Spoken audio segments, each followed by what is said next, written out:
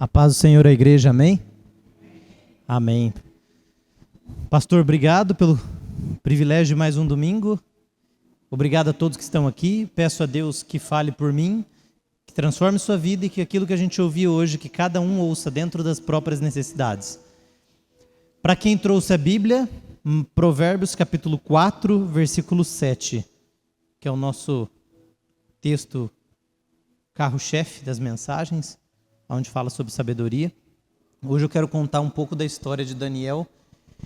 Eu descobri, pastor, que muitos cristãos leem a Bíblia, conhecem a Bíblia, muitos vão para a igreja, mas às vezes algumas passagens bíblicas bem emblemáticas não são conhecidas. Davi e Golias, Jonas e a baleia, Daniel, esse monte de história, parábolas que Jesus contou, porque é muita informação, às vezes ou você leu e já esqueceu, ou leu faz muito tempo. E dentro de cada uma dessas sessões das Escrituras, nós extraímos tanta sabedoria para aplicação na nossa vida, que você consegue aplicar no seu dia a dia, usar como exemplo, extrair os ensinamentos, extrair os mandamentos e tornar a sua vida melhor. Na sua família, no seu trabalho, sua vida espiritual, sua comunhão com Deus. Provérbios 4, 7. Todos acharam? Não sei se... O conselho da sabedoria é: procure obter a sabedoria e use tudo o que você possui para adquirir o entendimento. Põe no versículo 5, Provérbios 4, 5, 6 e 7. Versículo 5, 2 antes. Agora então, meu filho, ouça-me, não se desvie das palavras... Não, esse é o capítulo 5, versículo 7. Provérbios 4, versículo 5. 4, 5. Diz assim: adquire, pois, a sabedoria, adquire a compreensão, não te esqueças das palavras da minha boca, nem delas te aparte. Olha que poderoso, o capítulo 4 inteiro falando da importância de se adquirir sabedoria. Versículo 6. Não desampares a sabedoria e ela te protegerá. Ama e ela te guardará.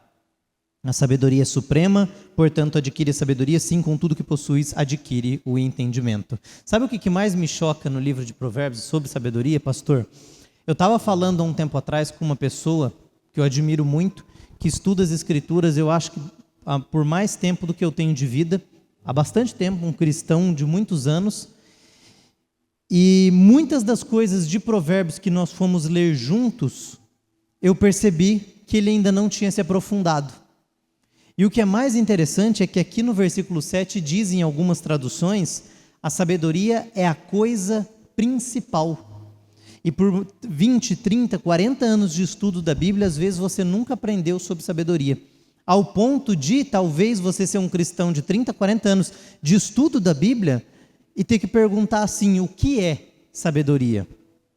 O que de fato é sabedoria? Será que é você ser intelectual? Você ser inteligente como um monte de cientista aí é? O que é qual a diferença da sabedoria bíblica, da sabedoria divina para a sabedoria humana? Se nós somos cristãos, e de acordo com Provérbios 4, 7, sabedoria é a coisa principal, nós temos que ter essa resposta do que é sabedoria. Uma das figuras mais emblemáticas que refletiu sabedoria nas Escrituras, além de Salomão, é Daniel. Várias personagens, por exemplo, José, Davi, Salomão, Samuel, um monte de homens de Deus, Neemias, Jeremias, os profetas, todos eles têm um retrato de sabedoria na vida deles. E Deus escolheu eles como homens diferentes. Ananias, Azarias e Misael, talvez você conhece eles como Sadraque, Mesaque e Abednego, foram homens sábios. Mas Daniel se destacava em sabedoria. A Bíblia diz que Jesus se destacava em Lucas capítulo 2. A Bíblia diz que Salomão foi o homem mais sábio. Homem, Jesus era homem e Deus, então a gente tem essa diferença com Jesus. Daniel, a Bíblia diz que ele se destacava entre todos da Babilônia e estava entre os sábios da Babilônia. E Deus separa Daniel com um propósito diferente para ele. Não só Daniel, como os 3 colegas dele, que eram homens que vieram presos, teve as guerras, o exército da Síria atacou Israel, destruiu, a Babilônia atacou também e levaram eles cativos para a Babilônia. Quando eles são levados cativos, algumas das pessoas mais pobres e mais simples e que não tinham nada, os exércitos da Babilônia deixaram lá na terra de Israel para tocar a terra e a terra não ficar abandonada. Mas os reis, os chefes e os oficiais, eles mataram E muitos homens importantes, sábios, principalmente jovens, o rei da Babilônia, que tinha um nome esquisito, Nabucodonosor, ele queria esses homens no palácio. Imagina, para você tornar isso mais palpável, se a gente ataca, não é para acontecer, mas a Argentina, coitados dos argentinos, porque eu acho que já é a segunda vez que eu dei um exemplo desse, mas a gente ataca eles e ganha a terra da Argentina, e está num clima de guerra, igual lá na Ucrânia, igual em Israel, o que você tem que fazer? Prender ou matar, momento de guerra, os responsáveis pela guerra, que causaram a guerra, como aconteceu com Hitler. Então você elimina os chefões, pronto. O povão mais simples fica lá, e aí, como o exército que venceu não é bobo, eles falam assim, viu? Vamos pegar os homens mais espertos e inteligentes da Argentina e trazer para trabalhar para a gente, de preferência jovens, que ainda não estão muito contaminados. Daniel e os seus 3 colegas estavam entre esses, que eram jovens, muito sábios, que vieram para a Babilônia. E o rei precisava, para o governo poder andar. E é por isso que eu queria que você abrisse sua Bíblia em Daniel, capítulo 3. Daniel, capítulo 3. É nesse contexto de guerra que agora nós vamos ver homens sábios em ação. Daniel 3. A Babilônia, ela atacou o povo e a tribo de Judá, que era a maior. Eles tinham feito a separação entre a parte norte e a parte sul em Israel. Sul ficou Judá, norte era onde estava Samaria. Os assírios atacaram Samaria, que era a parte norte, e destruiu tudo. E a Babilônia destruiu a parte sul. Então o povo de Israel foi derrotado, acabado, foi levado cativo. Uma grande vantagem que o povo de Israel tinha e que a gente muitas vezes não vê na atualidade e que causa muita raiva contra o povo judeu, de muitas nações, um dos motivos de Hitler ter tentado contra os judeus, na própria época de Esther, o rei Assuero, através de Amã, mandando matar os judeus. Por que há uma perseguição tão grande?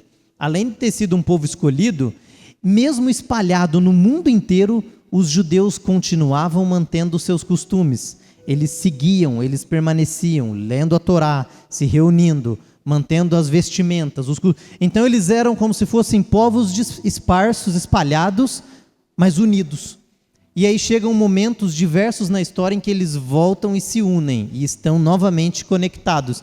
E isso chama muita atenção, porque desde lá dessa época, mesmo espalhados, mesmo a Babilônia tendo pego todo mundo, feito a limpa, os judeus ainda estão seguindo aqueles princípios. A promessa ainda está sobre a vida deles. Deus escolheu um povo. E ele escolheu por causa de uma promessa que ele fez lá atrás para Abraão.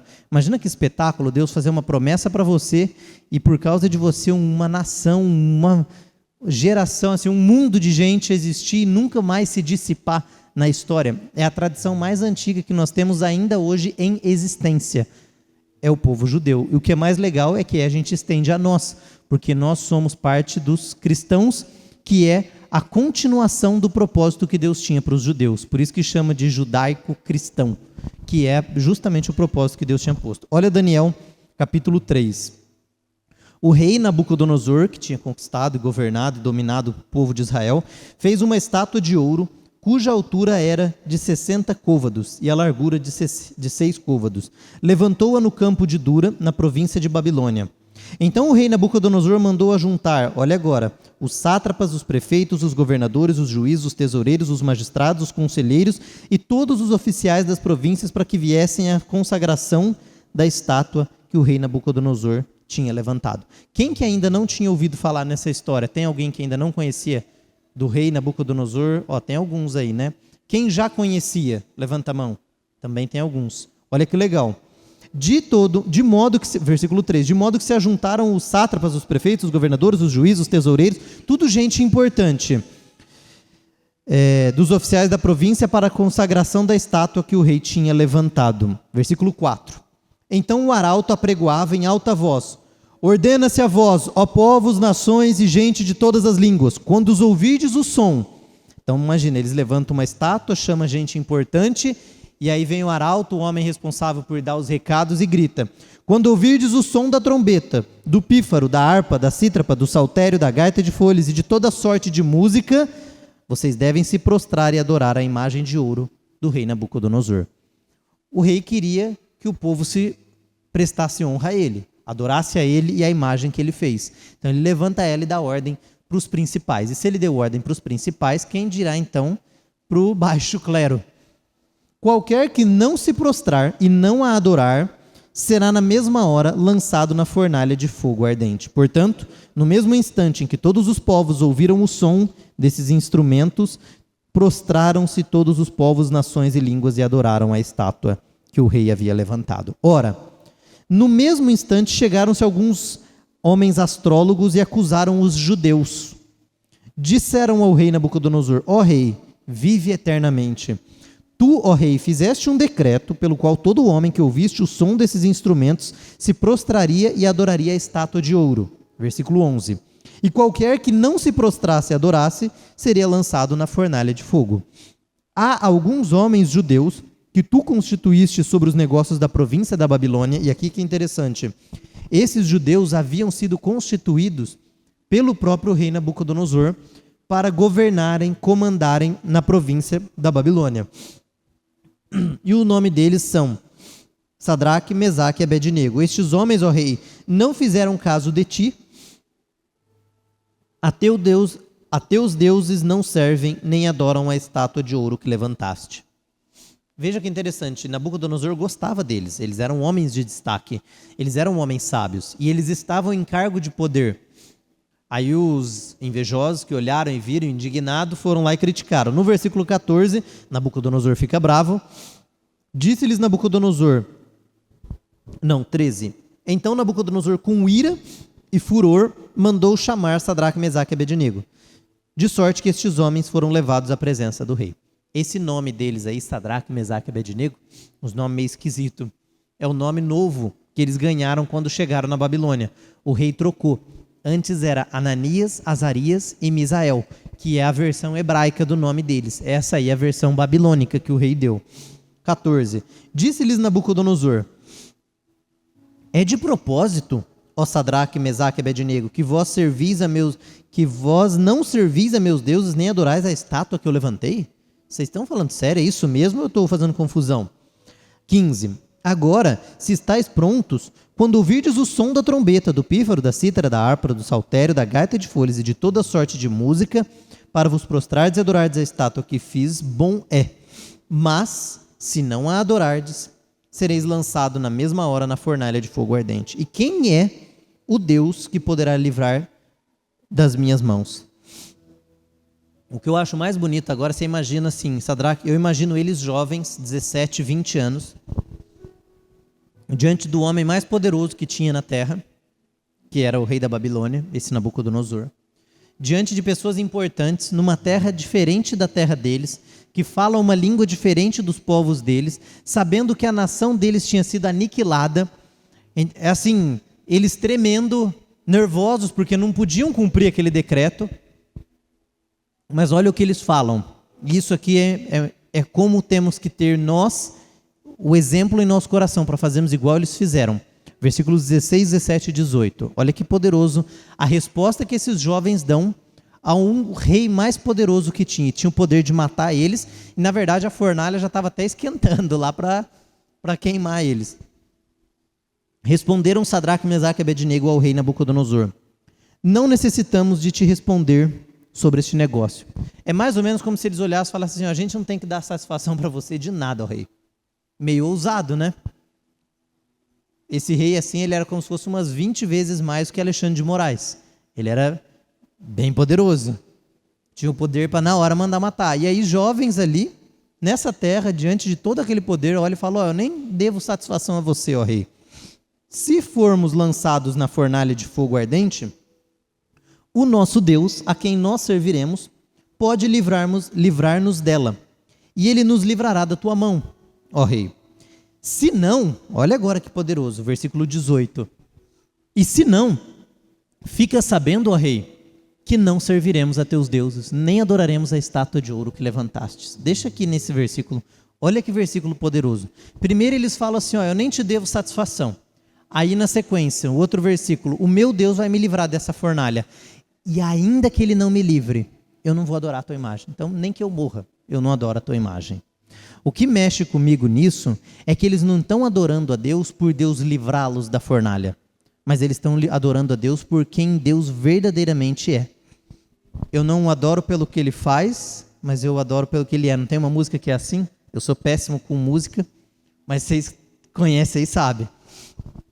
Eles não contaram com Deus porque Deus ia dar um casamento abençoado, eles iam ganhar dinheiro, iam fugir do fogo, iam continuar em posição de poder. Eles sabiam que Deus faria isso para eles. E eles falaram, Deus vai nos livrar.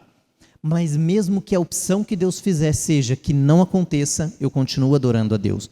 Não importa o caos que eu viva, eu vou continuar servindo a Deus. Talvez a situação que a gente esteja é muito mais simples do que a de Sadraque, Mesaque e Abednego, Ananias, Azarias e Misael. Por quê? Você não está como escravo numa terra distante. Você talvez não perdeu os teus familiares como eles. O teu povo não foi destruído. Numa terra que fala uma língua que você não conhece. Tendo que adorar a Deus e não poder negar o seu Deus sob pena de morrer. E mesmo assim, nós lamentamos, murmuramos, gritamos contra Deus e abandonamos Deus, não servimos a Deus, reclamamos porque algo não acontece e deixamos de adorar a Deus porque não está acontecendo na nossa vida. Lembre o que eles disseram no versículo 18, se Deus não nos livrar, fica sabendo que não serviremos a teus deuses nem adoraremos a estátua. Olha agora, 19. Aí o rei ficou louco, falou, esses meninos são ousados, são desaforados, vai morrer todo mundo. E ele falou, vocês vão esquentar ainda mais essa fornalha, eu quero que vocês esquentaram tão forte o fogo, deixou tão quente o fogo, que até aqueles homens que iam lançá-los lá dentro, morreram queimados. Olha só. Então Nabucodonosor, eu fico imaginando ele ficando vermelho assim, os meninos falando para ele, né, que não te devo satisfação, meu Deus vai me livrar, e se não livrar, você pode me matar que eu não estou nem aí. Aí ele fala, então Nabucodonosor se encheu de furor e se mudou o aspecto do seu rosto. Então você imagina a fúria que o cara ficou contra Sadraque, Mesaque e Abednego. Poderoso, matando tudo que é reino, vencendo nações, com o maior reinado na época, e 3 rapazes ousados negando a obedecê-lo. E se mudou o aspecto do seu rosto contra Sadraque, Mesaque e Abednego.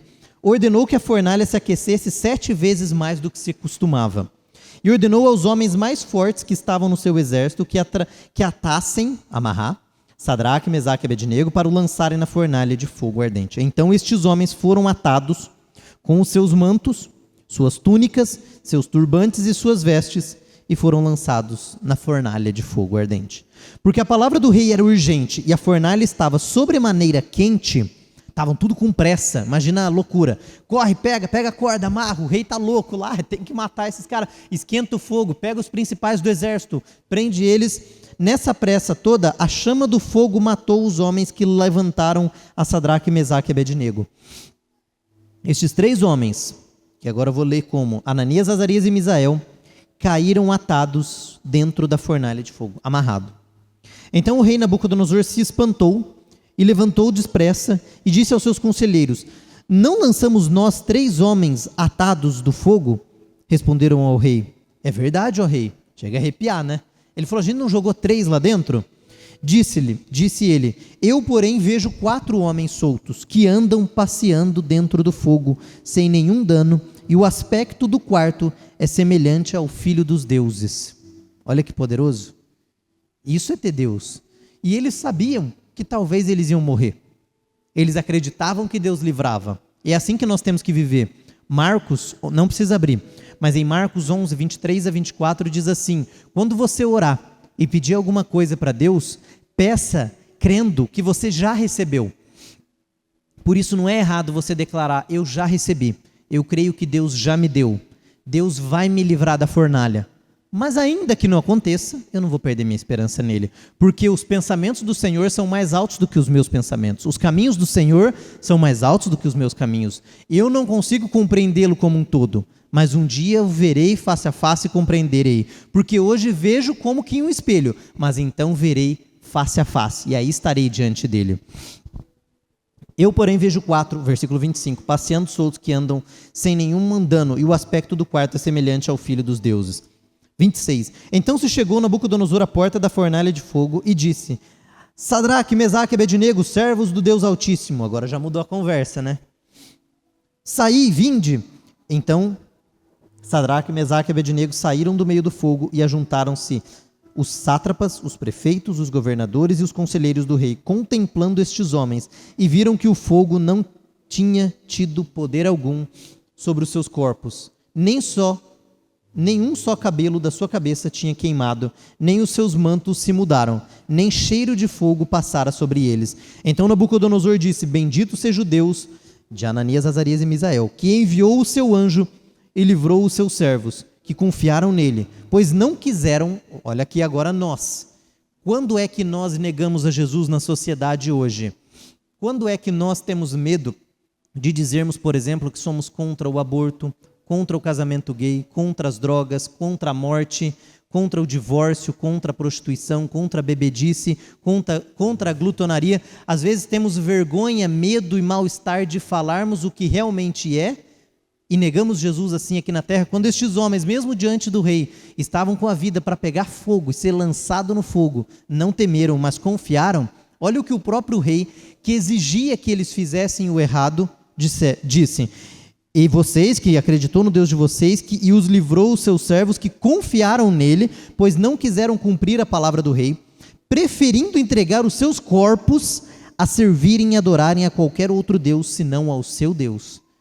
Então nós devemos preferir entregar até a nossa vida a negar Jesus, a negar os nossos princípios, a negar o que cremos, a deixar de falar de Cristo. E Jesus diz que aquele que me negar aqui na terra, eu também o negarei no reino dos céus. Por mim, agora o rei falando, versículo 29, por mim, pois, é feito um decreto, agora outro decreto, pelo qual todo povo, nação e língua, que disser blasfêmia contra o Deus de Ananias, Azarias e Misael, seja despedaçado, e as suas casas sejam feitas um monturo, pois não há outro Deus que possa livrar como este. Então o rei fez prosperar a Ananias, Azarias e Misael na província de Babilônia. Não é bonito? O que é mais legal, quando eles escolheram se comprometer, quanto tempo durou aquilo? 1, 2, 3 dias, quando eles não adoraram, aí o rei manda chamar, talvez 2 dias só, a estátua é feita, eles recusam, aí todo mundo avisa o rei, aqueles 3 lá não querem adorar, no outro dia eles aparecem perante o rei, isso tudo deve ter acontecido em 2, 3 dias, no máximo. Imagina que tortura que foi aquele 1, 2 dias para os 3, como parecia que demorava aquilo. Sabe quando você quer muito chegar numa outra cidade, você está viajando e demora e nunca chega, ou então você está empolgado porque está com um emprego novo e não chega o dia, ou está cansado, ou quer muito que chegue as férias e não chega e parece que demora, principalmente quando você quer tirar a carteira, é mais novo e não chega e demora. Aqueles momentos de tortura pareciam eterno, era tenso, eles tiveram que optar por entregar a própria vida. Só que a vantagem, depois o nome de Deus foi glorificado. Eles não só não morreram, como eles prosperaram na província da Babilônia, e todos os povos e nações ouviram a falar de Deus agora. Então você sacrifica agora, você sofre agora, mas depois você colhe. E eles sabiam que essa colheita talvez não fosse nessa terra, porque eles disseram: eu não vou me entregar a esse Deus, nem que eu morra e Deus não me salve. Nós confiamos que todas as coisas cooperam para o bem daqueles que amam a Deus. Nós não sabemos os planos de Deus para nós, mas nós temos que confiar nele. Talvez os desdobramentos que aconteçam no seu dia, lá no seu trabalho, na sua mente, na sua família, estejam te desagradando. Às vezes é para melhor, às vezes é fruto do que você colheu, mas se você teme e serve a Deus, tudo no fim cooperará para o bem dos que amam a Deus, porque Deus transforma o mal em bem e planeja caminhos que nós não compreendemos. Então, mesmo os erros que a gente comete, como está lá em Gênesis 50, 20, coloca lá para a gente na tela, Gênesis 50, 20. José, no Egito, olha para os irmãos dele, depois que o pai dele morreu, e ele fala: não fica com medo, eu não vou matar vocês. Vocês lembram da história de José do Egito? A gente já contou aqui. Os irmãos vendem ele, aquela loucura, e no final, os irmãos ficam tremendo de medo, porque o pai morreu, aí ele fala: agora sim José vai se vingar da gente e matar todos nós, porque a gente deixou ele distante do pai, fizemos ele sofrer. Mas olha o que ele diz: vocês, meus irmãos, bem intentastes mal contra mim, me lançaram no poço, queriam se livrar de mim, fizeram mal comigo, Porém Deus o intentou para o bem. Em algumas traduções, o tornou em bem, para fazer como se vê neste dia, para conservar muita gente com vida. Foi porque José foi vendido que o povo do Egito não passou fome e até a família dele sobreviveu. Então Deus transformou uma prática ruim em algo bom. O que eu quero te dizer com isso? Talvez alguma coisa que você fez na vida foi por erro seu, que você não devia ter feito e você vai colher. Mas Deus pode transformar isso em algo melhor. Ele pode usar aquela situação difícil para te abençoar. Coloca em 1 Coríntios 10, 13. Não veio sobre nós nenhuma tentação, senão humana. Mas fiel é Deus, que não deixará-nos sermos tentados acima do que podemos suportar. Antes, pela tentação, na dificuldade, na dor, nos dará o escape. Olha só o que diz, 1 Coríntios 10, 13. Não veio sobre vós tentação, senão humana. O que isso quer dizer? Toda tormenta, toda dificuldade, toda tentação que nós temos é humana, é suportável. Até porque Deus nos sustenta. Ele diz em Isaías 41, 10, não temas porque eu sou contigo, não temas porque eu sou teu Deus, eu te fortalecerei, eu te sustentarei e eu te fortalecerei com a destra das minhas mãos, te erguerei com a destra das minhas mãos. Agora olha, não veio sobre vós tentação, senão humana, ou seja, todas elas eu te ajudo, seja fortalecendo, seja ajudando, seja sustentando com a destra de minhas mãos. Mas fiel é Deus, que não vos deixará tentar acima do que podeis. Então você não pode falar, não tinha jeito, não dava, era impossível, eu não conseguia. Você até pode dizer que não conseguia, mas Deus estava ali do teu lado para te fortalecer, te ajudar e te sustentar. Então no fim daria para ser concretizado, ainda que não você sozinho, mas com Deus te auxiliando. Por isso não dá para nós culparmos as circunstâncias e dizermos, era impossível uma solução. Podia ser impossível inicialmente para mim, humano, mas estando com Deus não. Por isso que toda tentação ela é suportável. Veja, até a de Ananias, Azarias e Misael. Difícil, mas ainda assim era suportável, porque eles ainda tinham Deus. Não vos deixará tentar acima do que podeis. Antes, agora vem o mais interessante. Com a tentação, com essa dificuldade, que você chamava de impossível, que você queria culpar para justificar suas condutas, ou culpar para dizer que é por isso que agora você não serve mais a Deus, e de uma forma mais prática, talvez alguém da sua família que morreu, um dinheiro que você perdeu, um emprego, ou um desânimo, uma doença, um problema, um desgaste, o acúmulo de todos esses, não importa, tudo isso é vencível, é suportável, e até nessas dificuldades, Deus te dará, agora vem, com a tentação dará também o escape, para que possais suportar. A colheita que Ananias, Azarias e Misael tiveram foi todas as nações ouvir falar de Deus. Foi eles serem abençoados na terra do Egito, na terra da Babilônia. José sofreu na cadeia, sofreu vendido, sofreu longe da família. O que ele colheu? Ele prosperou na terra do Egito. Davi sofreu fugindo de Saul, sofreu tentando matar Golias, sofreu e sofreu, apanhou, quase morreu, beirou a morte, teve que se fingir de louco. Quem lembra dessa passagem? Davi ele se esfrega na parede e deixa sair saliva, assim, porque o rei que ouvia falar que ele matava todo mundo, chamou ele estava fugindo de Saul, ele falou, pronto, esse cara vai acabar comigo, aí ele se finge de louco. Se estava certo ou errado, a Bíblia não diz. Também não diz que ele mentiu, diz que ele se fingiu de louco. Aí o rei falou assim, está faltando louco aqui dentro do meu governo para vocês trazer mais um? Tira esse cara daqui. Acho que Davi falou, ufa, escapei dessa por pouco. Davi era ligeiro também, né? Mas ele sofreu, fugiu, mas ele prosperou e se tornou o rei Davi. E até hoje a descendência dele está lá em Jerusalém, em Israel. Até hoje o povo judeu. Não se apagou a chama e a lâmpada dele. Hitler tentou acabar com todos os judeus. Não acabou. A chama continuou. Amã, na história de Esther, tentou acabar com todos os judeus. Não conseguiu. Lá na guerra que teve até com os macabeus, naquele período entre o livro de Malaquias e o livro de Mateus, tentaram se destruir os judeus. Mas os judeus ainda assim venceram. Conseguiram o agrado até do rei Alexandre o Grande na época. Existe alguns estudos que acreditam que eles tiveram o carisma do rei, até por causa das profecias de Daniel 9, que prevê a vitória dos gregos sobre os persas que tinham acabado de destruir os babilônios, e ainda assim o povo de judeu prosperando. Davi, o nome dele ainda em pé. Então ele sofre, mas ele é abençoado. José sofre, mas é abençoado. Ananias, Azarias e Misael são jogados no fogo, não morrem, e o nome de Deus é glorificado. Você e eu sofremos, mas o nome de Deus será glorificado. Ainda que tenha tentação, Deus nos dará o escape. Não importa a dor, seja para glória final nossa lá de Deus, mas nossa sendo participantes da glória de Deus lá na vida eterna, quando morrermos e formos para o céu, seja ainda nesta vida. Lembra de Marcos 10, 29 a 31. Nós teremos Marcos 10, 29 a 31.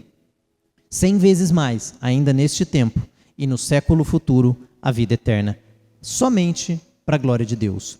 Então o nome dele é glorificado, as nações o conhecem, Ananias, Azarias e Misael passam a serem abençoados na terra, e ainda eu garanto para você que a gente vai encontrar eles lá no céu. Olha que coisa extraordinária. Não deixe com que um problema da sua vida, um desafio na sua vida, faça você ter medo do fogo, porque você vai morrer. Eu ouvi um rapaz falando uma vez, um pregador, eu acho que foi o pastor Silas Malafaia, que ele fala assim: o corajoso não é quem não tem medo. Quem não tem medo é uma pessoa perigosa, porque ela faz bobagem e morre à toa, comete loucura. Eu vi realmente pessoas que têm problema. Tem um rapaz que tem um problema, não sei se vocês já viram esse vídeo na internet há muitos anos atrás, ele pula num zoológico no meio dos leões, assim, e ele fica abrindo os braços, assim, e tal. Tem um outro que pula também, um tigre mata esse leão pega ele. Não tem medo. Não ter medo não é o certo. Os corajosos, eles têm medo, mas eles enfrentam o medo com sabedoria. E é isso que nós temos que fazer. Você pode ir tremendo, mas você vai e confiando em Deus. Você pode ter medo, mas você vai. Você ora. Davi, quantas vezes ele não ora? Você lê o livro de Salmos, você vai ver.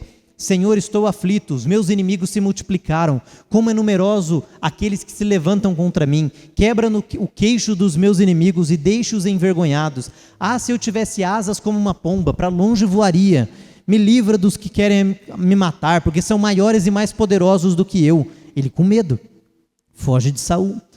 Você pode ter medo, mas você tem que ser corajoso. E assim como Davi, assim como Ananias, Azarias e Misael, assim como José no Egito, assim como Jesus na cruz, enfrentar esse medo. Assim como o apóstolo Paulo. Meu irmão Moisés estava pregando outro domingo, e ele disse, ele estava pregando hoje, e ele disse: o único discípulo de Jesus que não foi executado foi João. O resto foi tudo executado pelo que eles acreditavam. Paulo, a cabeça dele ele foi executado. Tiago, Pedro, aquele historiador Flávio Josefos narra a história da morte de Tiago. Então pense nisso. Você pode ter medo, mas lembre que a vida eterna vale muito mais do que essa breve e momentânea tribulação que nós temos aqui na terra. Que o nome de Deus seja glorificado por nós, que a gente não tenha vergonha de Jesus, não tenhamos vergonha de dizer no que cremos, e nem venhamos a nos entregar diante dos problemas, ou diante de um governo, diante de pessoas, diante de risada, diante de deboche, mas não. Deus, que o seu nome seja estampado na minha vida e glorificado. Amém?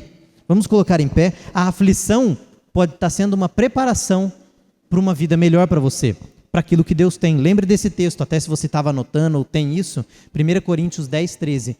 Toda aflição na nossa vida pode ser transformada em bênção. Amém? Senhor, nessa noite eu quero colocar em tuas mãos a vida de todos nós que aqui estamos, e eu peço que o Senhor nos dê força. A força que o Senhor deu a Ananias, Azarias e Misael. Eu não digo que talvez eles não estavam lá com medo, talvez até as pernas tremendo, porque poderiam queimar no fogo.